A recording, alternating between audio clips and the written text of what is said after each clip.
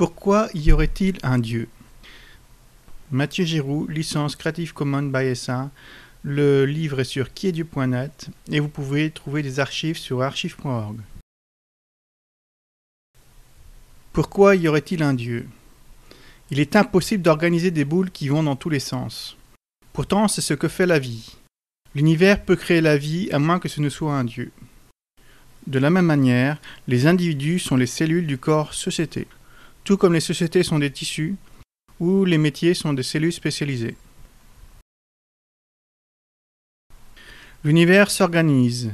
Pourtant, Einstein disait qu'il est impossible d'organiser une explosion, ce que l'univers a pourtant fait. L'univers aurait donc une âme. Le travail de moindre action de la lumière confirmerait cette âme. Aussi la gravité fonctionne dans le vide. Cela confirme aussi une âme qui serait la gravité, dans un autre univers, pour aussi orienter les lumières. On peut donc penser que Dieu serait une âme, qui créerait d'autres âmes, dont les nôtres et celles de l'univers, plus grandes. En effet, Luc Montagnier, le découvreur du sida, a pu recréer de l'ADN à partir de micro-ondes de notre corps. D'où viendraient ces micro-ondes? De l'âme sans doute, d'un autre univers sûrement.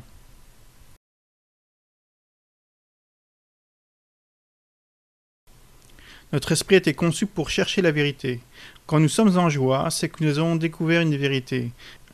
Si nous nous donnons du plaisir, sur le court terme souvent, cela n'est pas aussi heureux qu'une joie, car la joie reviendra en nous différente, alors que le plaisir sera oublié similaire.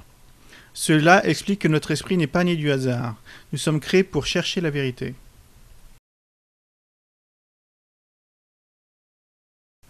Un corps qui a un cancer, certes dû à l'environnement, nécessite une intervention extérieure pour être guéri.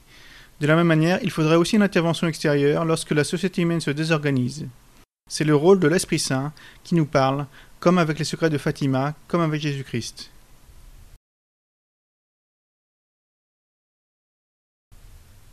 Les évangiles, certes retravaillés, vont contre les lois établies de l'époque. Ces évangiles, si on les respecte, feraient de nous un Dieu.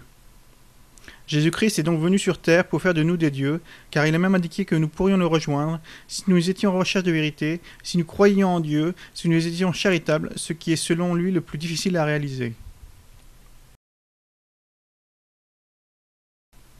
Lourdes montre qu'il reste bien sur terre un Esprit Saint. En effet, les médecins n'arrivent pas à expliquer les miracles de Lourdes. Par contre, l'Esprit Saint n'agit qu'à un seul endroit, comme l'a montré Jésus, ayant par ailleurs vécu au centre de 3 continents, car il semble que toute âme ne puisse agir que vers un seul objectif, Dieu inclus.